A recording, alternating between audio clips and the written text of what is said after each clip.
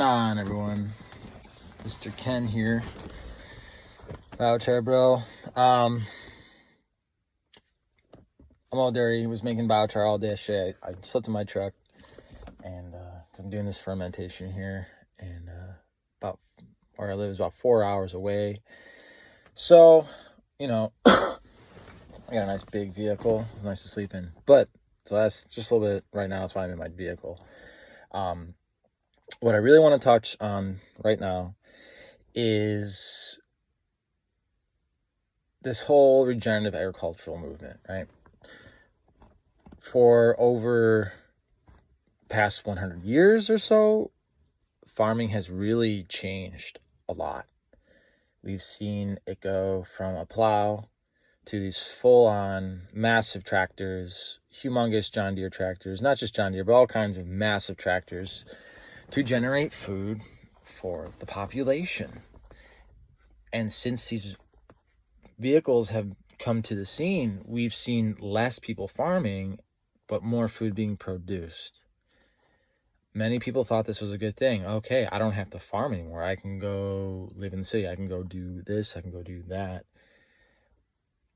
But in reality, what we're seeing now today is the impact of that type of mentality where we are just going to have mega farms, thousands of acres, right? Just one man all day with a crew of tractors driving over fields, planting, weeding, and harvesting, and then delivering the product to the food producers, not food producers, but food collection plants that then use those raw materials to generate products. You see them on the store shelves. They're in bags like Nature Valley granola bars, or you get your rolled oats or your grits or whatever have you. That all came from someone, generally a large scale production, 1,000 acre or more farm.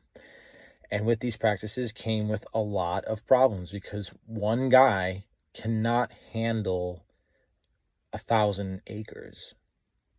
Especially if they're using tractors. So maybe, all day long, GPS coordinations, computers, all these things coming together to generate enough food to feed our society. Now, I live in the United States.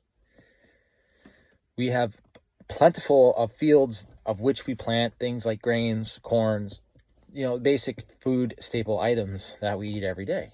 But while we're seeing that this type of farming has caused a degradation of our landscape, literally tilling every season, using chemicals every season, not restoring the land, letting the land rest. Some farmers do these practices, and thank God there are some of those farmers out there that do commit to letting the land rest. But regardless, no matter how long you let the land rest, when you go and till that, man, you just wrecked a lot of what you just committed to, because tilling literally destroys the soil. It's not conducive to a future for us to restore the land, to get it to produce in abundance without force feeding it chemicals, force feeding it soil ripping. Because hard pan's a big deal. Once you start tilling, you're going to get that hard pan. It's just inevitable. Can't fight it. So how do we get away from these practices? Well, we are in such a bind when it comes to food production that regenerative farming, such as no-tilling, things like that, are seen as a unpopular alternative. And here's why. Because you can't run a no-till farm if it's 1,000 acres. You can't really do that. You don't have anything in play. There's like a few people, like John Kempf. He's one of the guys that are kind of pushing us towards that goal of like a new sustainable model, but it's still not enough. And the goal here is we need more gardeners, we need more farmers, we need more community food supplies where the whole town is now aware that we need to grow our food so we can have food to survive, to thrive, to not depend on truckers. Right? Nothing against truckers, nothing against how this whole system was built, because it's built about a convenient way of life. Think about it. They showed everyone the Jetsons. You push a button, you get your shit. That's what a lot of people were looking forward to. But seeing things how they are now, seeing the poison, seeing the medical bills, seeing the degradation of our soil, seeing the destruction of our ecosystems because of mass farming practices. And it's just not just farming covers a lot of things, such as husbandry too. You can see a lot of this is happening. These mega farms, mega poultry farms, mega hog farms. It's just out of control. And to be quite honest, when you start seeing how people who are more affluent, get their food, they're usually buying organic. They're usually buying things that come from smaller farms because it's more expensive and they can afford it. Because generating these foods, since it's such a mass production cycle, the cheaper foods that aren't good for you are the most affordable. The more mass produced food items are more affordable, correct? So if we create these robotic foods, I'm a firm believer that what you put in is what you get out. So if you're running a tractor all day, you don't really care about what you're growing. You more care about the production and getting a number out and getting it to the grain silos or getting your meat to market, getting butchered and whatnot. And that's what your bottom line is. And if you have this lack of compassion for the food that other people are going to be eating, you really shouldn't be a farmer. I'm not trying to be rude, but this is my mentality now.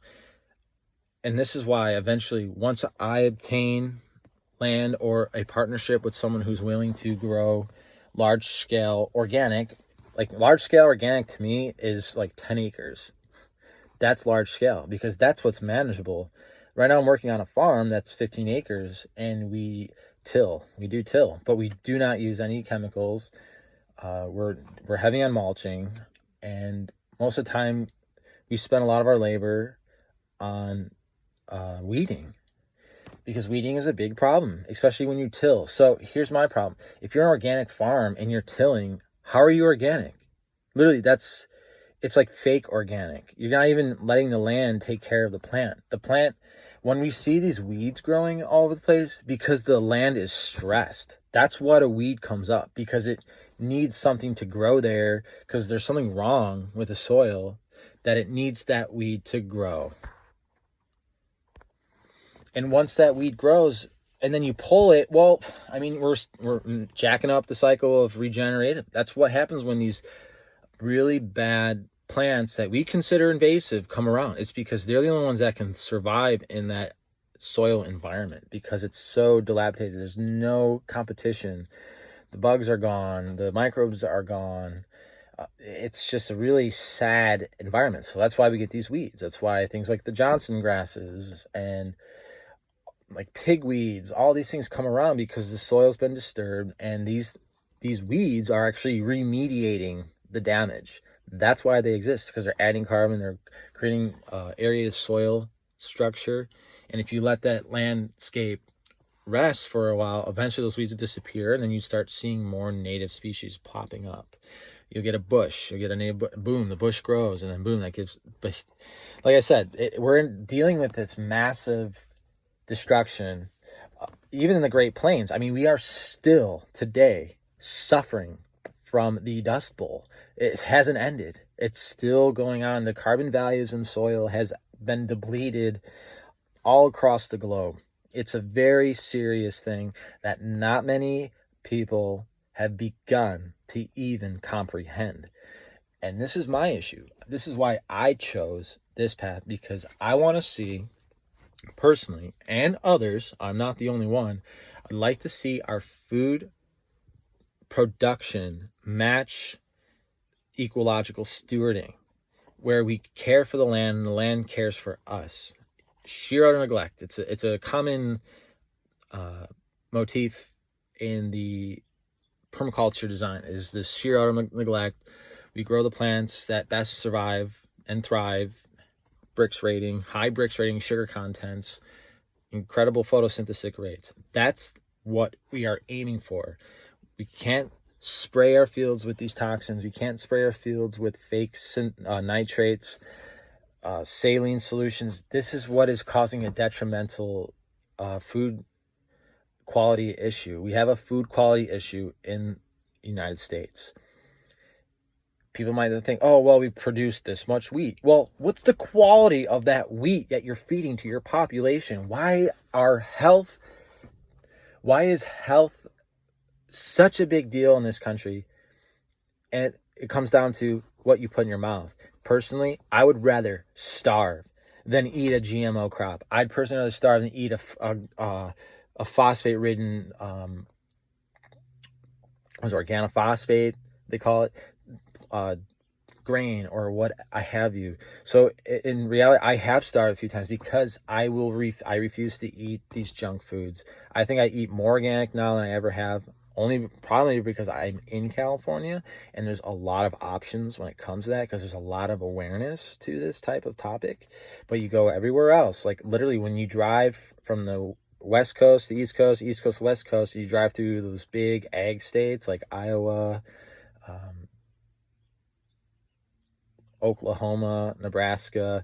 Literally, you can smell the chemicals flying around, just passing through these states. And it's just like, guys, I know we need to make money. I know we need to supply food on the table. We have a job to do, right? But I thought we're into working smarter, not harder. And fueling the chemical industry to enhance your ability to outturn a profit in a production manner is very, very irresponsible. And the next generations after you will eventually look at you as a demon. They won't even be happy of the work you did, because you set up the next generation literally to be in this incredible burden of, now here we have to clean this up. It's in our waters. It's causing people to be sick. It's giving people mental illnesses. It's causing mental degradation. It's causing cancers, inflammation problems everywhere. And it all comes down to the food supply. Now, what is it going to take for this mentality I have now possessed, because I have looked into all these pressing issues when it comes to agriculture, soil compaction, pollution, runoff. There's so many issues when it comes to farming. People are blaming farmers for global warming. That's bullshit. Farmers should be leading the charge, right, on rehabilitating the damage. They shouldn't be contributing to it, and that's true stewardship. And I think it's like 1% of all farmers are probably committing to these, because think about it. They inherited their dad's farm. They inherited their grandpa's farm. It's been multi-generational. So people are hard-pressed to change a generational aspect of how dad used to do it or how grandpa used to do it, right? Yeah, we just spray that shit in the 50s. Just spray. I mean, you can hear all the stories here, horror stories here in California about the spraying in the 50s and the racist assholes who were dissing on the Mexican migrants who were working here, saying they had some Mexican disease, when in reality it was they were getting dripped chemicals that they go into harvest the next day that's like soaking in these chemicals, and they're getting sick. And these farmers were like, no, it's a Mexican disease. That's legit. Look that up. Like, I'm not kidding about this. That's arrogance to the utmost. That's just the highest level of arrogance, ignorance, supremacy I can't even imagine. Like, literally there's a problem and we're just going to say, oh, it's Mexican. What? Look it up, San Joaquin Valley. I'm in the San Joaquin Valley right now. You hear about this stuff. You cannot drink the water here. It's that bad. And that's what I'm trying to tell everyone. Listen, we cannot do this. This is not conducive to our future. It's not conducive to our children, not conducive to the multi-generationals after us. That's the thing. Where's the compassion? I'm not going to be here forever, but someone else will be. But so where does it take that flip? Like, okay, I need to start having compassion for the future. I need to start having compassion for those who want to see this future grow into a, healthy one, where we're not having to go to doctors because we ate Cheerios. That's the world I want to see. I want to go to the store and not have to think about any of this stuff, because you shouldn't have to.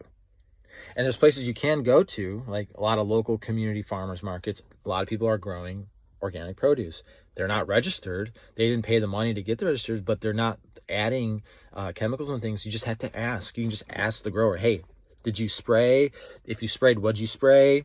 What kind of seeds were you using? You know, you can go there and vet your food. That's another thing. We don't have that ability when we go to these supermarkets, right? Giant shelves everywhere, labels, boxes, plastic, right? And another thing, I can get into the whole cooling too. Like, I mean, we Carrier created the air conditioning, and then that really put a huge spike in fresh food, because now we can create refrigerated trucks and send this halfway across country, all the way across country, other countries, you know, trade ships. I mean, I can enjoy your pineapples and stuff. So let this be known.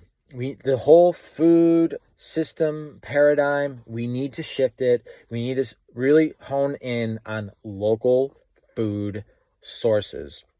If you want a pineapple, you need to go to Hawaii. You want a pineapple, you got to go south. You have to go and visit the place where the pineapples grow to experience the pineapples. Because I honestly believe if we did this, if food was produced locally, there'd be more abundance in a local economy to empower and enrich the community living there. Tax money stays. We can grow. We don't spend it on these food chains. We don't spend it. We spend it on the guy next door who had a little market garden. Boom. We enrich our society. We don't send our money offshore.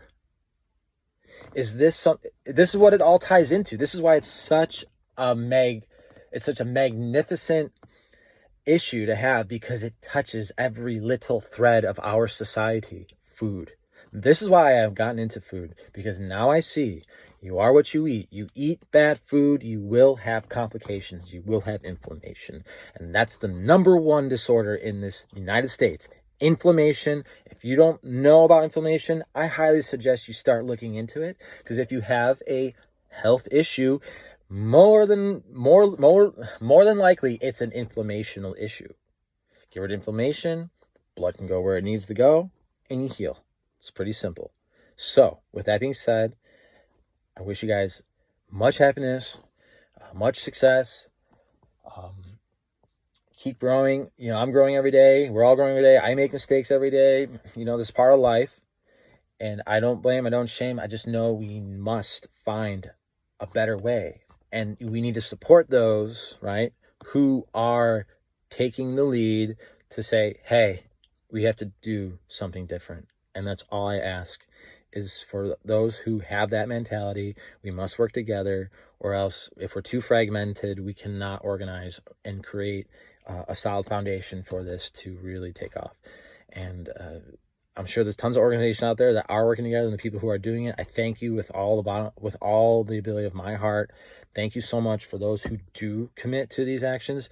I really wish to see all of us having some consortium where we do empower each other, we finance each other, we grow each other's projects, and we see this through, because we need to fix this. The healthcare industry is out of control, cancer's out of control, inflammation's out of control. So, and how do we stop that? Quite simple. We grow really solid food. And that's what I offer to the world, is really clean soil amendments, so we can grow really clean foods.